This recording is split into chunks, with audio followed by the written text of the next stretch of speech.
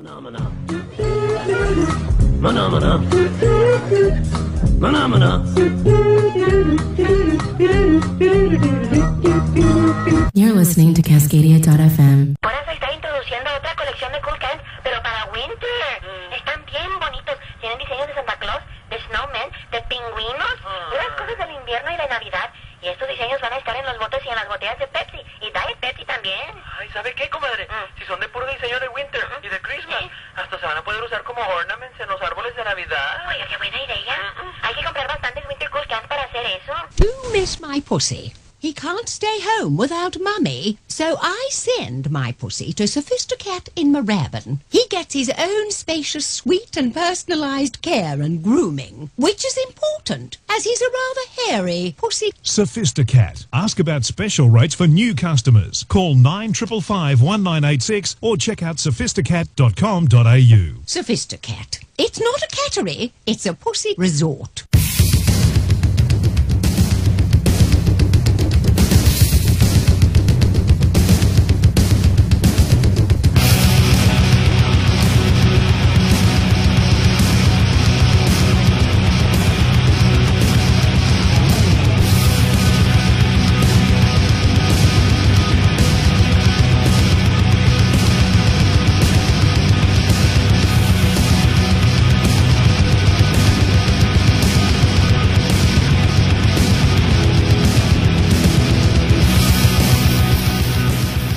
It's time once again for another lively broadcast of Hump Day Portland Sucks. My name is Robert Wagner. Today is Wednesday, October the 5th in the year 2011. This is episode number 62.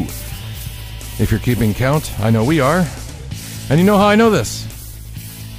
Because I just told you the goddamned number. That's how. This is a live broadcast out of Cascadia.fm, http://Cascadia.fm, each and every weekday morning at 9 a.m. Pacific Time, Standard or Daylight. And for the next 55 minutes, myself and today's co-host, Sabrina Miller. Good morning. Good morning. She'll effort to, make you chortle or whatever. Snicker. Yeah, that too. If you wish to interact with the program, there's a chat box in front of you. If you're on a desktop or laptop computer, some tablets may apply. In lieu of that, if you're on a mobile device or listening to this later as a podcast, well, email works, podcast@pdxsucks.com. And a slew of good mornings already in the chat box, mostly to Sabrina. I'm not sure why. I have no idea. Perhaps you could return the favor. Good morning, Chatbox. Good morning, chat box. How are you fine folks today? As if you really care. I'm just trying to be polite. Are you? Oh, so you don't really care? No, I'm hey, usually... way to make them feel special about bothering to click on through to that little link there and listen. That's wonderful. I do care about how they're feeling today. Do you? Yes. Why? You sound really mellow today. You're just doing the mellow voice. Like you're going to give me some yoga positions and request that I light some incense and maybe use some of that essential oils and smells and just breathe deeply. Exhale slowly. What's with that? Downward facing dog. Yeah, I like downward facing dog. I don't know. I just feel like a little bit in a mellow mood today. My voice seems to be reflecting it, apparently. So I hope everybody else is having a very mellow day in the chat box as well. Why would you wish people to have a mellow day? Don't you know what's going on in the world? Don't you know what's going on? It's better than having a bad day, okay? No, a mellow day is not necessarily the opposite of a bad day. The opposite of a bad day, of course, is a good day, but a good day isn't necessarily a mellow day. I don't really prefer a mellow day. I like my days to go quickly. Come on, Death. Let's do this thing. Let's get it over with. You know what I'm saying? Just get it over with. Mellow Yellow. The soda? Sure. No. The song by They Donovan? still make that? Of course. Okay. Yeah. Available in select markets, yes. Depending okay. upon the store that you go to. Got it. Where your patronage might be. Oh, You can't find it usually at the 7-Eleven, but it is out there. It's out there and waiting to be purchased. cool. You don't like it? I haven't drank soda in a while. Like, that's why I didn't know if they still made it or not. Oh, now you're too good for the soda. No, I'm not too good for the soda. I'm just, trying to not drink as much of it. Housekeeping. Housekeeping. As you may recall yesterday, if you were listening, and I know Sabrina was not. Nope. My co-host yesterday, Betsy Richter, was on, and we were discussing the Occupy Portland movement. You can follow them, of course, at Occupy Portland on the Twitter. What's an offshoot of what's going on in New York at Occupy Wall Street. You're familiar with this particular movement, are you, Sabrina? I am now, yes. You are, yeah, just because of what I just said. No, because of my inquiries to other people going, what is this Occupy thing? And so people have been kind of filling me in on Did what you hear? it is. But you did not hear yesterday's podcast. No, not really. Oh, way to be concerned. Way to be part of the team. Way to show an interest. Thanks. Yeah, that's great. Oddly enough, and this is just some self-stroking, Monday and Tuesday's episode of Portland Sucks, Record Breakers. Very pleased about that. We'd like to thank each and every listener out there. Thank you. Yeah, thank you very much. Despite some technical difficulties. See, we can only handle so many live listeners at the same time. Mm-hmm. And we keep breaking that, which is it's a good feeling. Sure. It's a good feeling to know that, you're actually doing this for something. Because it's not for money. It's for you. Because we like you. Yeah.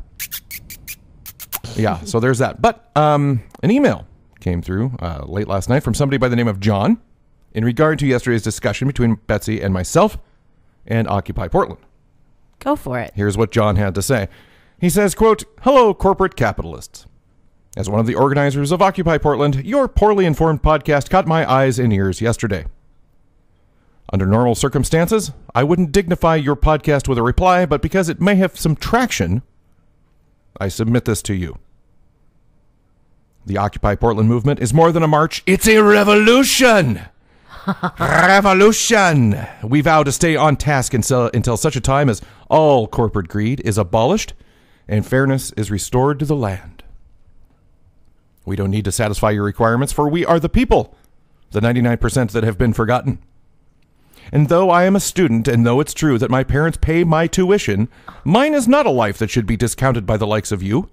My importance in this society is immeasurable, irregardless of the values you've placed on me for the sake of a quick and insignificant laugh. Enjoy your smug reign.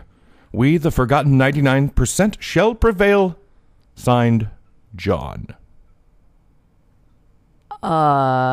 Apparently John's not a regular listener. I don't know. I really don't know. I can't say. I mean, there's probably lots of Johns that are regular listeners, but nonetheless, this is a John who claims to be one of the organizers of Occupy Portland and happened to listen to our poorly informed podcast yesterday. What did you guys do? We didn't really do anything. We just simply suggested that whereas I have the utmost respect for the Occupy movement, and I do, especially on the East Coast and Occupy Wall Street, I think it's a great thing.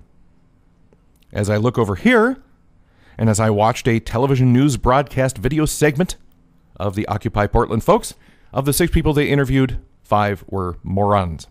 Oh, boy. Yes. 1, a very, very well-spoken female, who, yeah, I would follow, well, until she walked off a cliff. I'll put it that way. She was very articulate and very well-spoken, which means the same thing, but that's redundant. Okay. But, yeah. The rest of the thing that we the topics we basically suggested were, it is Portland, and we are so anti-corporate here anyway that this is like saying, I'm going to wake up tomorrow.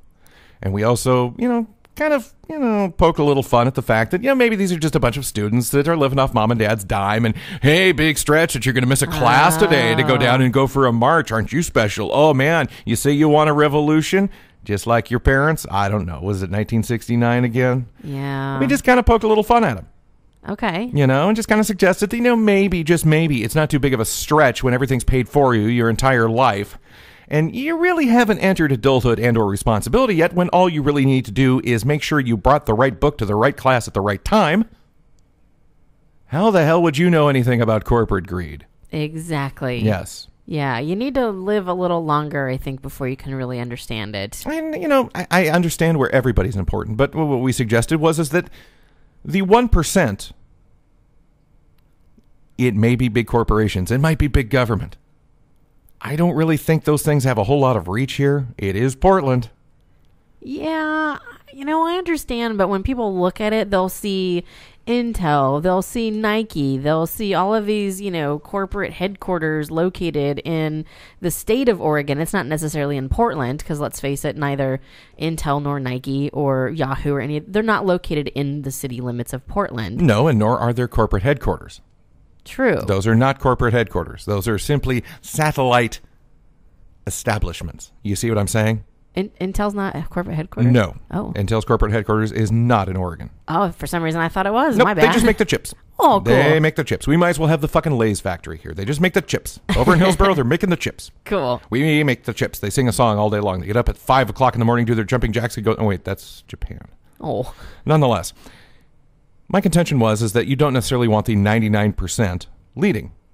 You just don't, because people are inherently stupid. Right. Yeah.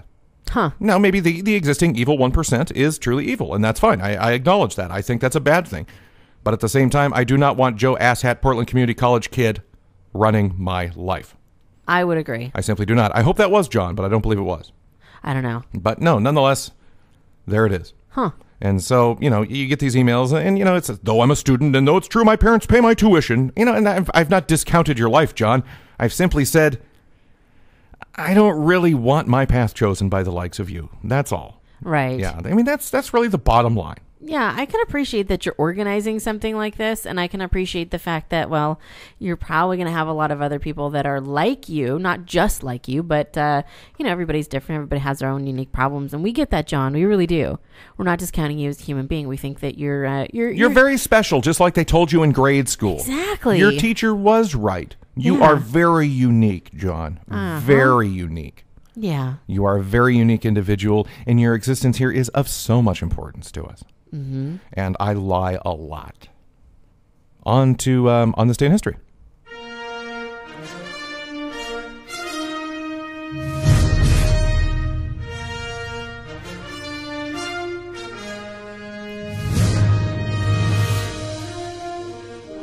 The Panic of 1873 began on September 18th with the failure of the Philadelphia investment house of J. Cook.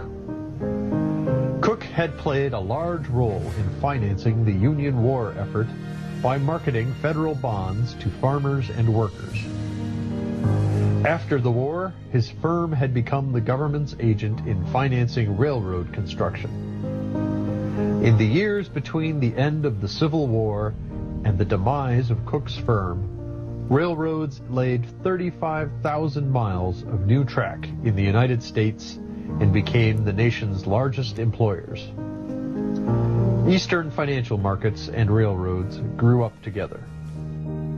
Such businesses required large amounts of invested funds. Cook raised great sums through bond sales, but individual banks, including smaller institutions, also made large investments in railroads.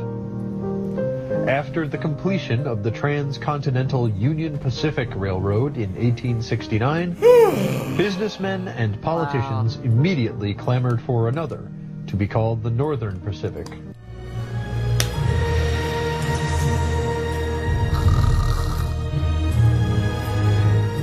I wanted to try something out today, and that didn't really work. Okay. Yeah, that was, so I realized that another local radio station, as if we're a local radio station, KPOJ, Progressive Talk. Yeah, I know, you've never heard of it. No. Give me a blank look. Everybody in the chat box, just type blank look if you have no idea what I'm talking about. There is, I think it's 6-something a.m. It's in the 600 somewhere. Okay. Progressive Talk. KPOJ. And they actually have an On This Day in History segment that they do every morning. Oh. And it's related to, progressive politics stuff, They try and tie in an old school thing to what they're talking about today and show how history repeats itself, but how they're too much, they're kind of pansies, you know what I mean? So they don't really, do anything about it.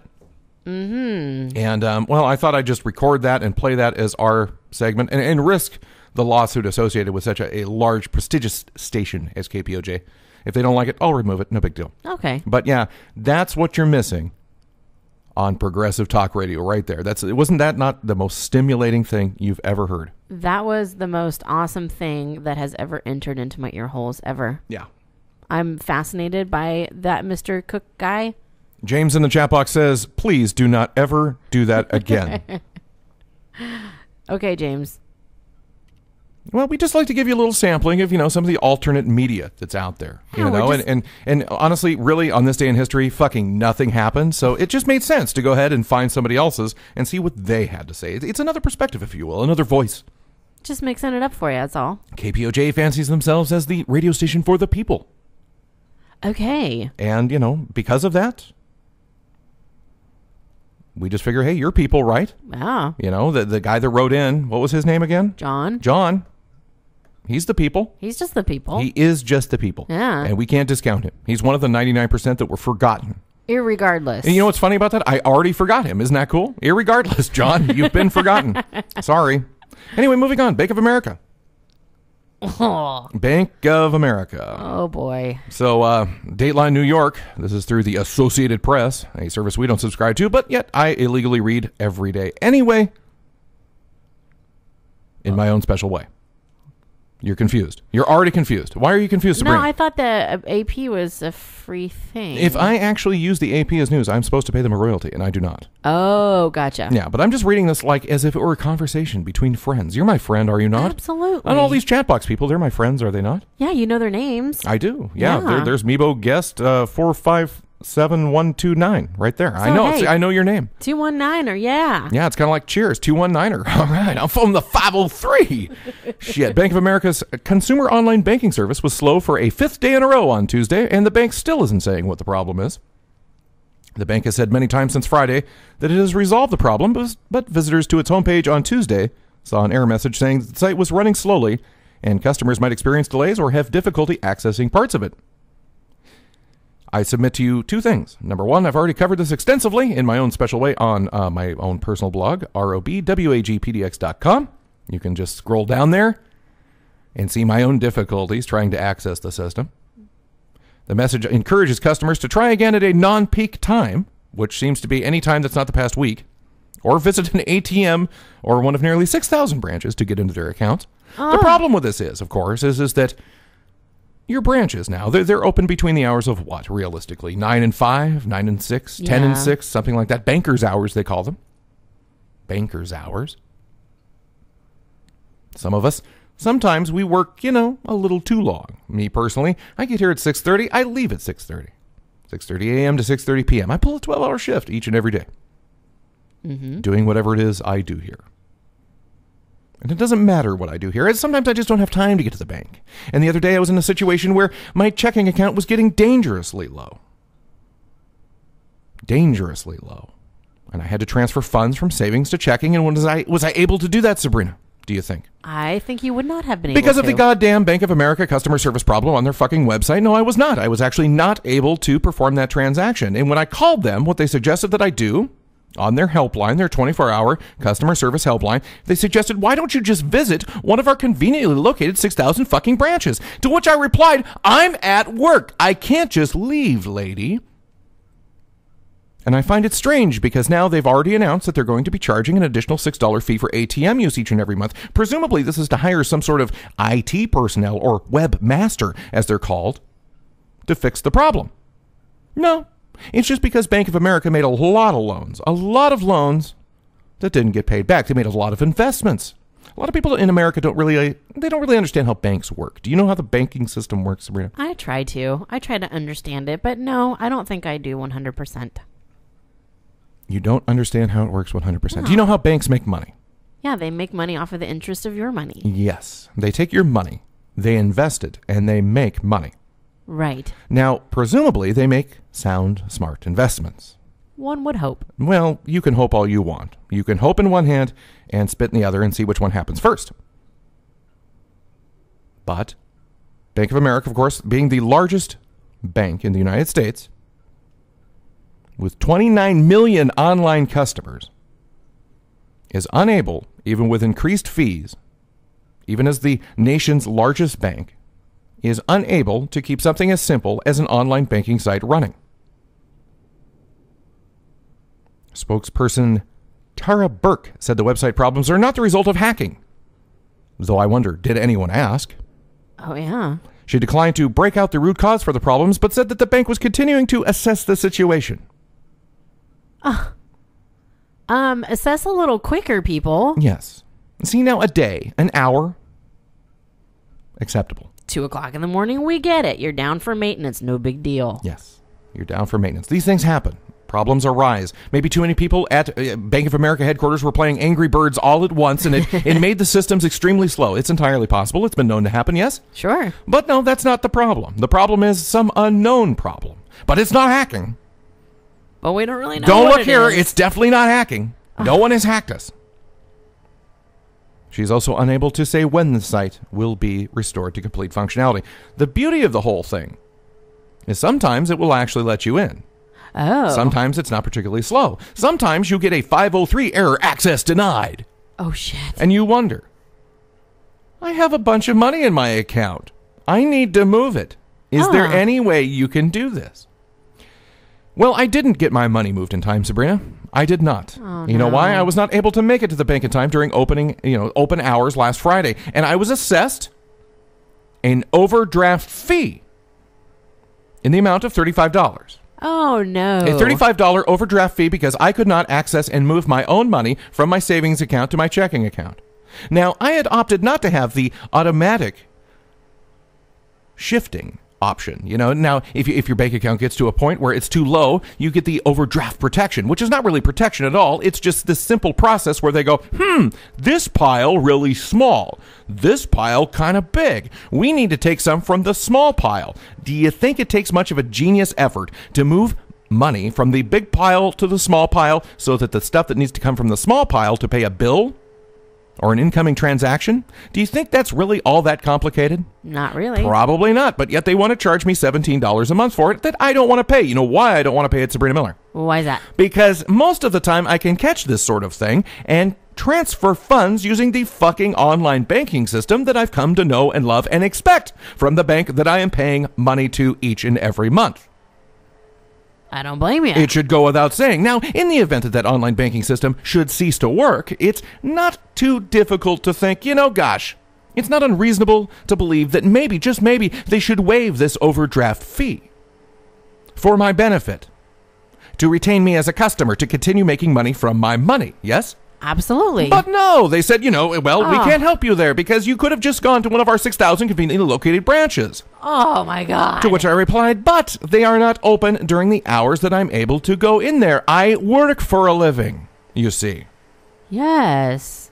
And the modern American banking system only operates during the same hours as most other modern American businesses. Therefore, when would I possibly have the time? Well, a lunch break. Oh, what, I don't need to eat, Bank of America? Bank of America has decreed that at this point I no longer need to have my lunch. I don't need nourishment. My body just needs to get my ass down to Bank of America to compensate for their lack of being able to make their goddamn website work. That's my health. That's my health. Bank of America, their website problems now are greater than my health. Yeah. You see what I'm saying? Yeah. They're infringing on your health at this point. They're a health hazard. They're suggesting that, hey, you don't need to eat, Robert. You need to come down here and take care of this because we can't provide you the means that you've become accustomed to. Yeah. What? Oh, my gosh. This really ticks me off. You said 29 million online users or something like that? That's ridiculous. I mean, imagine how many other people are having problems like this that, a great way to make a quick buck, Bank of America. Just fuck everybody that has potential overdraft fees and then not compensated because your website's down. Think about it. It's the most brilliant scam conceived of all time. It is. What we'll do is we'll get everybody who has an account that's getting down there, say, sub $50, and then their Spotify accounts and their Netflix subscriptions and whatever else that they're paying, all these little microtransactions each and every month. We'll deny them access to their website. We'll deny them access to be able to transfer funds. And we'll fuck them. We'll just roll them over and fuck them. It's brilliant when you think about it. And we'll just throw our hands up at the air and go, we don't know, but it's not a hacker. We can guarantee you it's not a hacker. Well, if it's not a hacker of Bank of America, then I have no choice but to insist, or at least figure, that it's some insidious plot to rape me. Mm-hmm. To steal my money again. Right. Yes.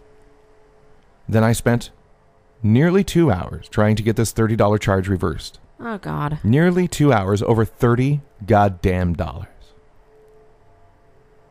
Did it work? Eventually, yes. Okay, good. Eventually, yes. And you know what I had to provide them? I just sent an onslaught of emails, repeatedly going, this is what it looks like here. This is the timestamp. This is my screenshot. Here you are. This is what your website gave me. How am I supposed to transfer funds? I could have been in fucking Tahiti. You need to take care of me. I pay you to do this. I pay you to watch after my money. Now, I don't want to pay you the $17 because I can move funds from point A to point B quite easily. It takes seconds. All I need is access to your damn website. And like I said, an hour, reasonable. A day, cause for concern, but still reasonable. A full week, not very reasonable. Not at all. No. Wow. Would you ever consider getting out of Bank of America? I know so many people that are leaving their banks and going to credit unions and stuff like that. I mean, even if it's just another bank, have you considered trying to move? Do you have a frustration point to where you're going to be like, I'm done, I'm leaving? I almost get as much enjoyment from complaining about them and complaining to them now as I would from just having a sweat-free, carefree banking experience. You see what I mean? Yeah. I almost get to the point now where I enjoy bending them to my will just for my sheer frustrations and, well, let's face it, the onslaught of expletives that they receive each and every time I have to call them. I almost enjoy that every bit as much. My last difficulty with Bank of America, they turned off my ATM card. You want to know why? Why? Because I had a charge at a 7-Eleven here in Portland, and then I had to charge a service fee, like an automatic deduction, from my checking account, but through my ATM card across the country. And they thought, oh my God, this is fraud. Oh, come on. Hey, what are we in 1972? Bank of America has not heard of transactions that take place over ATM and debit cards across the country? Oh, we wow. all use things like that to subscribe to things, to make purchases.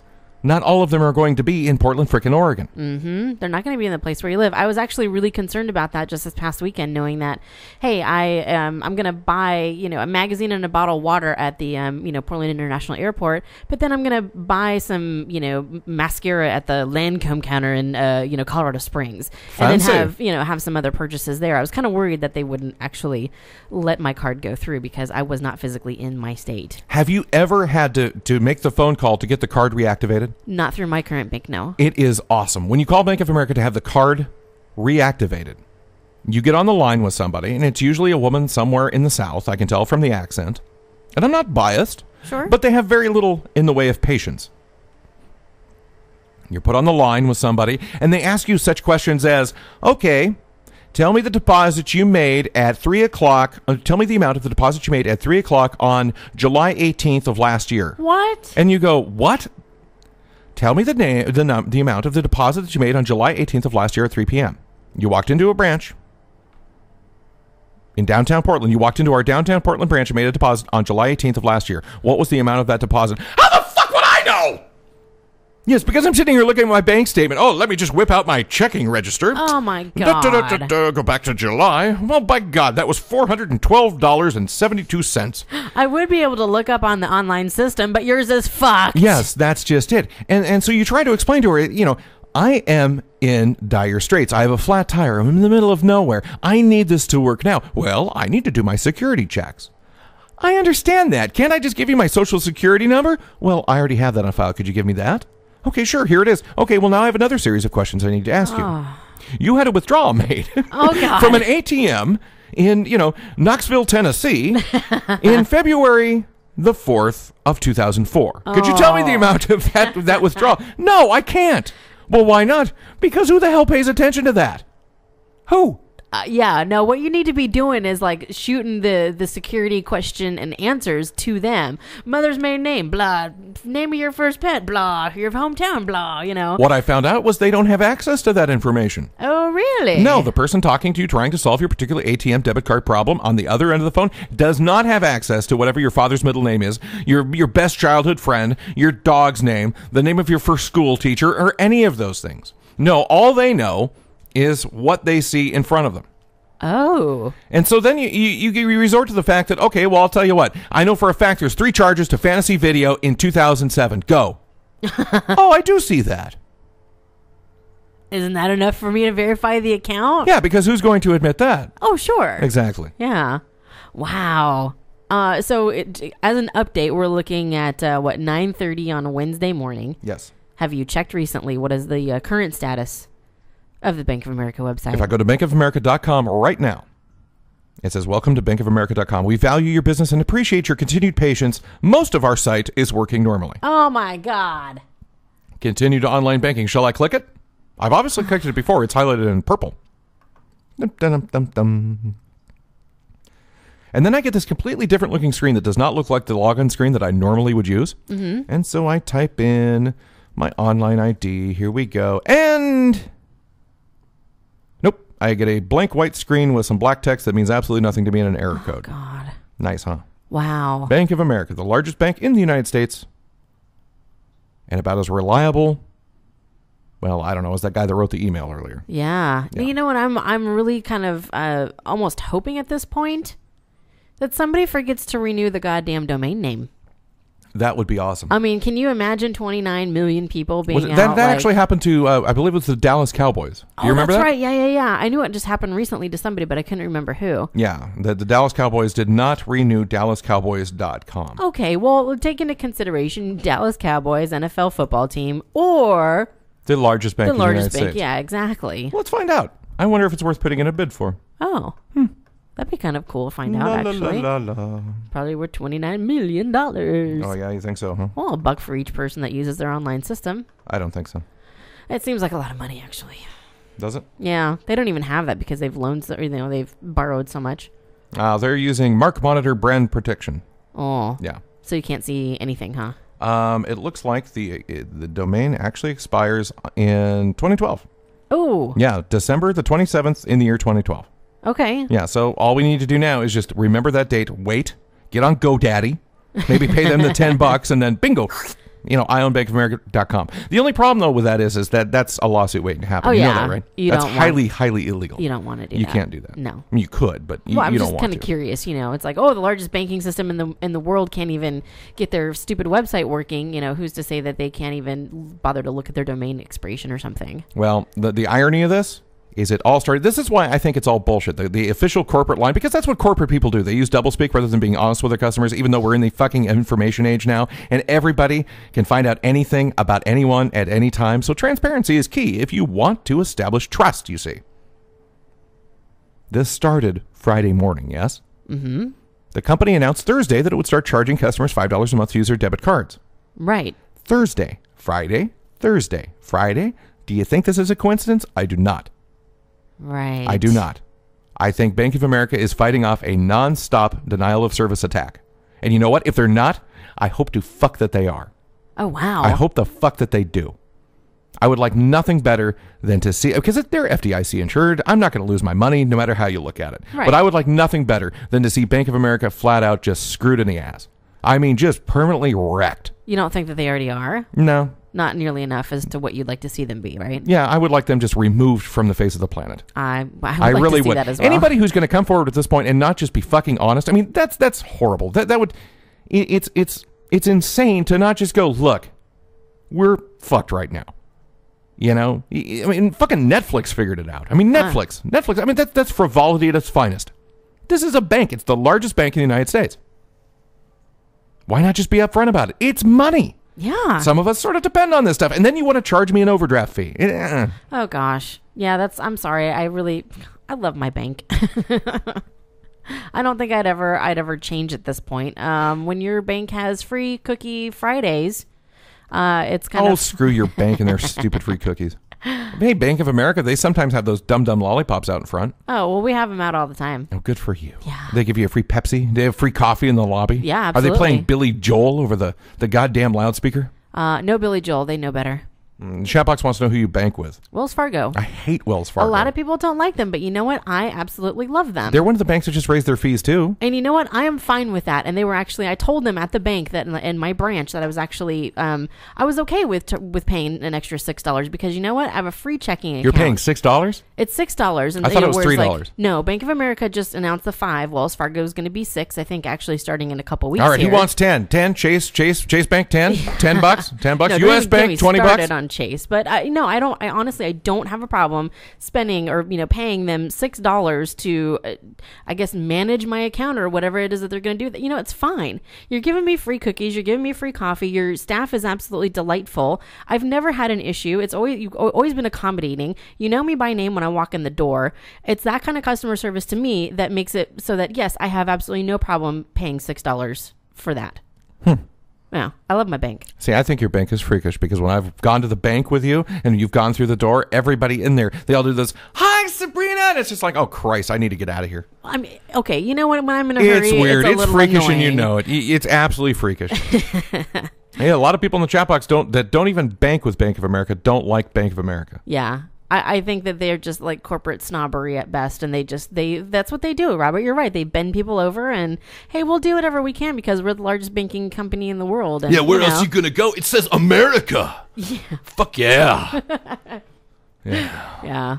So let's talk more foolhardy business, shall we? Do it. Case company Hard Candy. iPhone case company Hard Candy manufactured 50,000 cases for the iPhone 5. The problem? There was no iPhone 5 announced yesterday. Uh-oh. Hard Candy Cases says it received identical data about the device from 3 sources and then used that data to quickly design and manufacture and distribute their cases. Oh, no. All across the country to eager buyers of a phone that does not exist.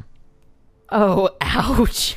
Talk about getting bent over. Can you bend yourself over? That's bending yourself over. Oh, yeah. Among the specs that they designed for, a larger 4.44-inch screen, a significantly bigger case than the iPhone 4, but a tapered design. Oh, no.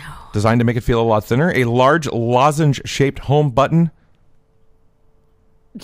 Okay. And a camera that had moved. Oh, wow. Yeah. Hard Candy CEO Tim Hickman was confident about the outside dimensions of the device. Confident enough that the cases were actually shipped to stores. All 50,000 of them. Oh, God. He says the company has made similar bets in the past, and they had been right. He says, quote, "This is 100% trying to survive in the market. You get to get the product in quantity on the shelf." Well, this time, that didn't exactly work out. Oh, my God. So somewhere out there in a fine retailer store near you, you can actually buy an iPhone 5 case for a phone that does not and probably will not ever exist, at least in this shape or form. Oh, my goodness. Yeah. How mortifying for the company. 50,000 cases. Does it give any kind of a cost as to... Each case costs $3.12 to manufacture. They were designed to retail at, get this, $14.99. So that would have been a pretty awesome take. Totally. But instead of that, when you factor in shipping and all that, the company actually lost over $200,000. Oh. Yeah, it's going to be enough to sink them. Oh, no. Who does that? Who takes the entire worth of the company and decides, we have data from 3 sources that suggests that the phone is going to look like this? At that point, if I'm Tim Hickman, I'm going down to Cupertino and I'll probably have a gun, and just go, why didn't you make iPhone 5? Here's a free case. And to which they're going to reply, what are you, an idiot? Oh, wow. Yeah, he should take his shipment and actually dump it off at Cupertino's doorstep and say, "Here, could you please make a phone that fits these, okay? Just 50,000 of them. Just spend $1.2 billion just making a phone so that I get my $50,000 back." I know. To me, that's like walking up to the most expensive slot machine in all of Las Vegas, because there are slot machines that'll take like $120 bet. Whoa. And just going, "I have $120 to my name. Come on. Big money, big money. Ding, ding, ding." Oh. And they're just going, wah, wah, wah. And actually expecting it to pay off. Oh my gosh. Mr. Tim, dude. I feel really bad for you, but yet I don't. Not, because I think it's awesome. What a dipshit. You should really check out your sources. I understand that you had 3 reliable ones, and maybe they're like 3 that you've used in the past. But unless you're getting word from, Tim Cook himself that, yes, this is going to be the iPhone 5, and yes, this is what it is. You know what? Don't get your panties into it. Wait for the announcement. Wait for it before you actually start manufacturing. I'm sure that you've learned your lesson by now. I'm sure you're probably broke by now. Oh, totally. Yeah. Oh, wow. I mean, it's supposed to be enough to actually probably sink the company. Oh. I didn't know, because of your previous affiliation with another podcast that's now defunct, if you've ever heard of Hard Candy Cases. Oh, absolutely, yeah. Have you? Do they make quality merchandise? As far as I know. Really? Yeah. Well, they don't anymore. Oops. Move over Prius. Japanese toilet manufacturer Toto has a new take on the green driving machine. The toilet bike Neo combines a 3-wheel motorcycle with a toilet. Awesome. Yeah. The kooky contraption runs on what they call biogas. Biogas is just a fancy way of saying shit. Yeah. The one, in case you were wondering where the source of the stool is supposed to come from, well, the bike's built-in toilet should answer your question. It doesn't leave much to the imagination. It's actually a toilet on a 3-wheel motorcycle. According to the specs, the rolling toilet can also play music, write messages in the air using residual light imagery, whatever that means. What? And it can talk. No way. Yes. There's no word as to what exactly the toilet says, but doesn't take a genius to figure out that this has an extensive repertoire of potty humor. You need to empty me. Yeah. Oh, no, because that's the fuel for the bike. Yeah. No, you don't need to empty me. It's a feed me, Seymour. Feed me. You got anything left in your tank to fill mine? The design specs for the bike also feature a giant roll of toilet paper mounted at the rear end. Oh. There's even a miniature toilet installed above the headlight to look as a hood ornament. Oh, wow. Yes, the driver is required to take precautionary measures while using the vehicle, including wearing a helmet, and you are encouraged not to read while fueling the vehicle. Really? Yes.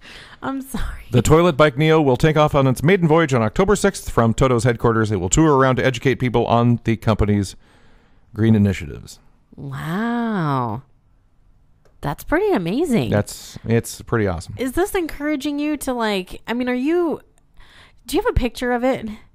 I mean, Yes. is this something, Yeah, I do. where you have there to... will be actually a picture of it on pdxx.com. Okay. Yes. There isn't now, but there will be.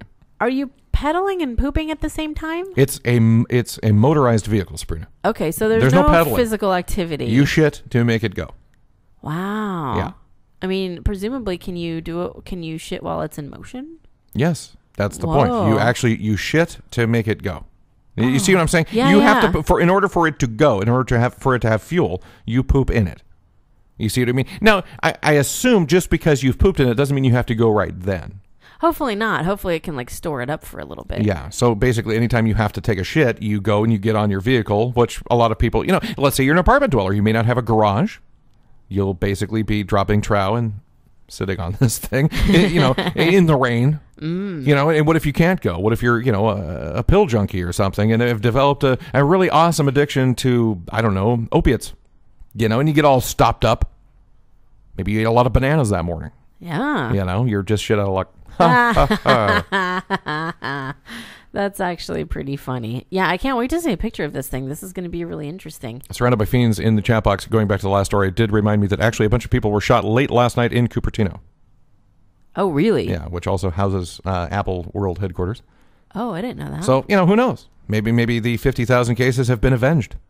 Could be. It's entirely possible. However, I doubt it. Nah. Yeah. Probably not. Dateline Seaside, Oregon.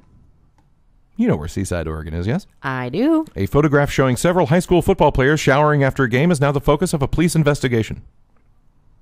The photo, taken late last week, apparently was passed around Seaside High School, and the mother of one of the players wants her son's teammate prosecuted. She says it's child pornography. The principal of Seaside High School says it will now be up to the law to weigh in on the criminal aspects of the photograph, but at the school itself, it could be considered more cyberbullying or sexual harassment, and that student could be expelled. Oh, no. Yeah. She says it's impossible to know if it was sent to 3 kids or 300 kids. They don't know how many people have seen the football team naked. Oh, God. Yeah.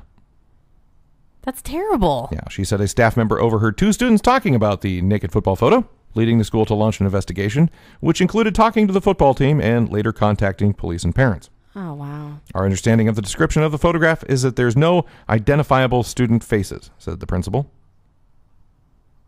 Oh, it's just, okay. It's okay. just wiener. All right. It's all butt. wiener Okay. and butt. All right. Yeah, wiener and butt. Oh, man. Yeah. Well, I'm having a feeling that it's going to be more than the 3 kids that the mom thinks it is. Sarah Lee, who reported the photo to police. Was she baking at the time she found out? I don't know. She says, quote, I talked to my son who knew who was in the photo. The kids knew who was in the photo. They were all identifiable. So that means then, presumably, that the Seaside High School football team also can identify each other by their, parts. Junk. Yeah, Lee said her son, a freshman, is one of the players captured on camera. She says it doesn't matter whether the picture was meant as a prank or not. There's no justification for it.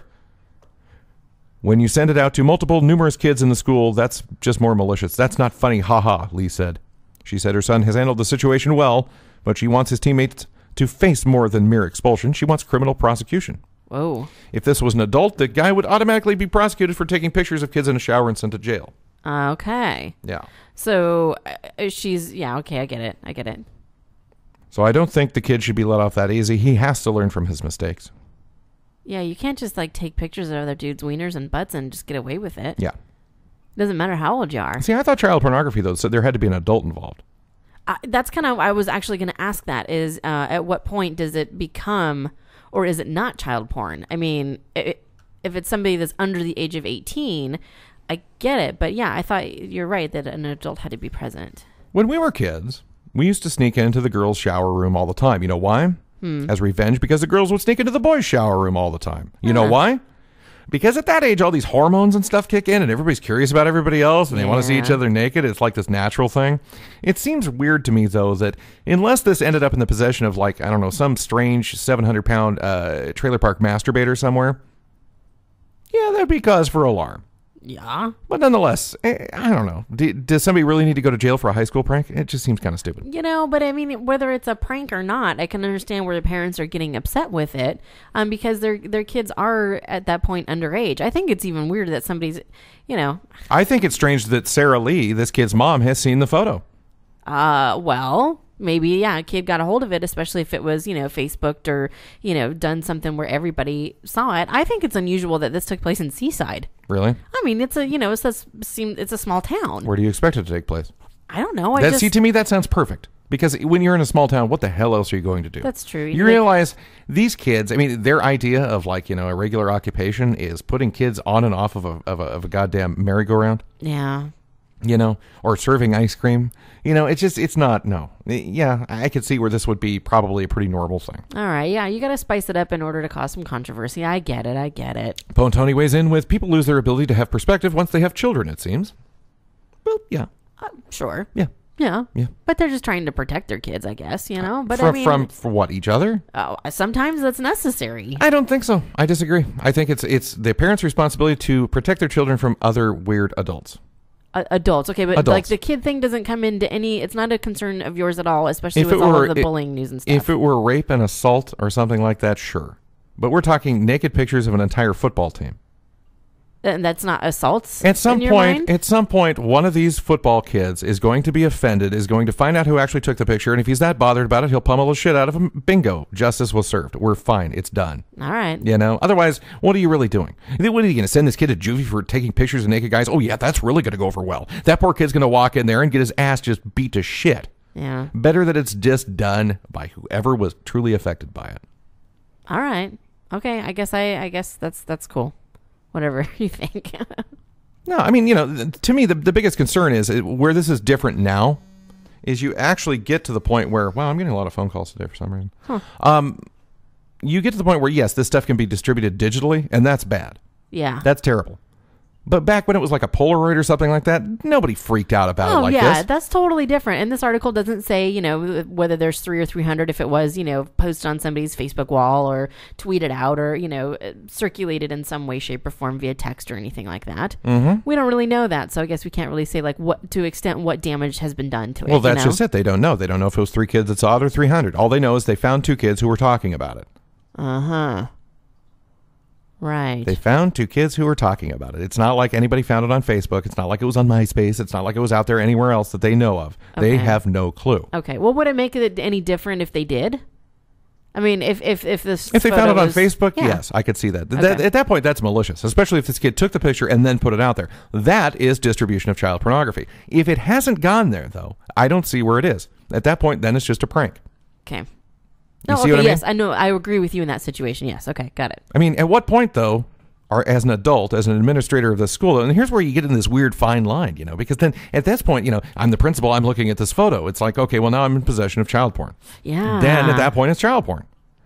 If it's kids looking at kids, I don't know how that works. I don't know. I mean, you know, don't get me wrong. I think the kid who actually took this picture in the first place, it has a screw loose because, well, that's kind of weird. Yeah, who does that? I mean, you know? Again, whether it's... But what if they find out it's just some, you know, it's one of the cheerleading squad, and she went in there and it is a joke because her friends put it up to it. Does she need to go get locked up for that? You see what I'm saying? Well, see, but then it's different in that point because it's Why? It's a girl taking a picture of a boy. I mean, it's, you know, at that point, then yes, it's even probably more of a prank than if it was another player taking a photo of it. Yes. You know, I mean, this is like it's a prank, like flat out, it's a prank at that point. But why does that make a difference? Why is the gender of the person, the photographer, the prankster, as it were? Why does that all of a sudden change it? At least it's not an adult. Oh, no, I don't think it is an adult. They assume it was a student. I don't know why like a gender. If it was an adult, yeah, you need to go away. You need to go away for a long time, and you need to be the hell away from kids because at that point you're probably, you know, a school official or something like that. That's bad. Coach. But How does this change if it's simply, let's say it's some 16-year-old girl who was put up, hypothetically, it's a 16-year-old girl who was put up to it by her friends, and she's just trying to fit in, at that awkward stage in life. Does she really need to go to jail because of this? For child porn charges. Yeah. See what I mean? Yeah, I get it. And then you get this whole thing of double standards if you do it one way but not the other. Right, because if a boy went into the girls' locker room, and we're talking high school here, and we're talking like football players, so I mean that's anywhere between obviously like freshman and senior level. Obviously, it's all ages. These are the things that make me glad that I have nothing to do with being a lawmaker. Yeah, no kidding. You see what I mean? Yeah, I mean it'd be totally different if a boy went in there and took pictures of the girls' cheerleading squad when they're getting dressed. Oh, exactly. I mean, completely different. But is it still a jailable offense? If it's a 16-year-old boy that's done the same thing, he's done it on a dare. Should he have to pay for that for X amount of years of his life? Should that have to go on his permanent record? I mean, because child porn, is that a felony at this point? I don't know. I have no idea. I think there's like different levels of it, maybe. If you're caught with something versus if you're actually like molesting a child or something, then there's different levels of it, I think.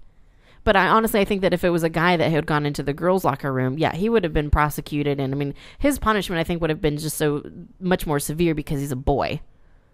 Yes. It's unfortunate. I would agree. I'm being told no, it's a Class A misdemeanor. Pontoni says, this is why kids ruin everything. Parents become maniacal about everyone being thrown in jail for everything. And again, I reiterate, if it was an adult that took the picture, yes, you should go away for a long time. Right. You should be punished to the fullest extent of the law. That's great. See, I don't even think like calling it child porn being a misdemeanor to me is that's bad. Yeah. I think it should go on your permanent record if you're an adult. Oh, totally. I think a single offense.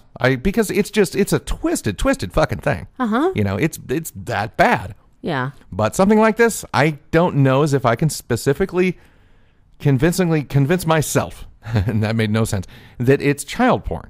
Mm-hmm. Especially if it's something that, as I'm reading this, it's hard to say. Well, and the other thing to consider too is that Miss Sarah Lee should consider maybe putting the shoe on the other foot kind of thing. What if this was, she's trying to protect her son who is supposedly in this photo, but let's say that it was actually him that had taken the photo. Would she still be up in arms and wanting to punish this other kid that took the photo? Oh, of course assuming not. that it is a kid? No, then she she'd wouldn't. be defending her kid. Exactly. So, And, honestly, that's how people get when they have kids. I get rightly that. so. I get it. And, who's going to step forward and say, I wouldn't be like that? Well, you don't know. Right. I can't speak for her. I do know one thing about her. She should seriously consider changing her name.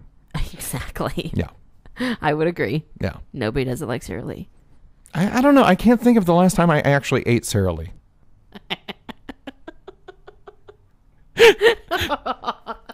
I know, right?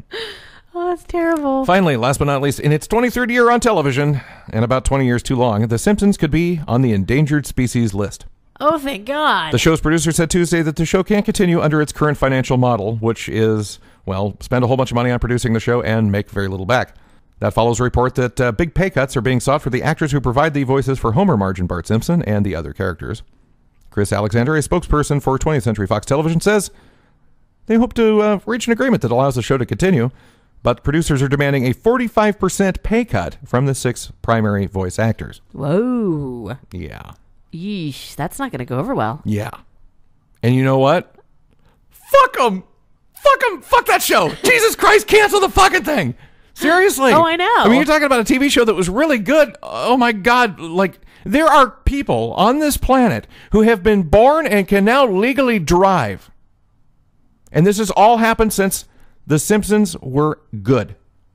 Oh. You're saying drink. I'm saying drive. I'm saying, okay. I'm saying it's been about 16, 17 years. Oh, wow. Since it's been good. Since it's been good. Okay. Since it's been good. It's been on for 23 years. And I submit that that's about 16, 17 years too long. Yeah. Seriously. I'm surprised it's still there. I am too. Because it hasn't been funny in as long as I can remember. It has its occasional moments. Mm-hmm. But Christ. Well, what's funny is that when you look at this, I don't even remember where I had pulled this from. I want to say it was like AP or I don't remember where it was from. But it was like one of the things like right underneath it was a headline saying something like, TV cancels series shows too short. Like things that debut, they don't even last a full season now. No. They cut it short at like 4 episodes or 7 episodes. They don't even allow them to go 13 or 24 anymore. No. But yeah, they let this crap go on for 23 years. I'm sorry. I think that's what it is. Yes. You know, I thought it was good in the first season. I think that's about all I ever watched. So all of the Simpson references and everything else that people talk about, just like everything else, man, it goes over my head. Really? Yeah, sorry. I can't. Well, don't apologize. You know, you like what you like. But, yeah, I don't know. Oh.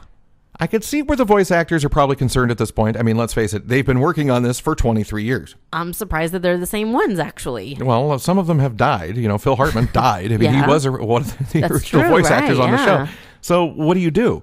You know, what are you going to... You can't really figure you're going to go on to greener pastures because, you know, who's going to hire the voice of Bart Simpson now? Well, presumably you have other voices that you can rely on. As a voice actor, I would seriously hope so. Have you seen many of these people in real life?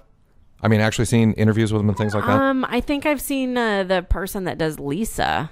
And you know who she sounds like? Lisa. I believe that's the woman who was also in the Maximum Overdrive film with Emilio Estevez, the Stephen King movie. And it's annoying when you close your eyes and actually watch that movie because it's sort of like, wow, why is Lisa Simpson talking to Emilio Estevez? Oh God, really? Yes. Oh no, then she sounds just like that. No, you gotta have another voice. I'm sorry, then that's not the sign of a good voiceover actor. You gotta be able to have like multiple things that you can rely on instead of just one voice. I mean, the thing of it is that they've been doing this for 23 years. Can you imagine the amount of bank that they have like hopefully stored up and the amount of time? And they want it's like a 45% decrease in pay. You know, honestly, if it was something I was doing, I wasn't tired of, I still enjoyed doing it, I'd probably consider doing it. 23 years, I'd be wanting it to end. Oh, yeah, I would have just said, I want this character dead already. I mean, that's just me. Yeah. But, you know, I'd be wanting it to end. I don't think I could do the same thing for 23 years. You know? No, see, that's where you have a good gig, like if you're Kelsey Grammer or something, because he's not on all the time.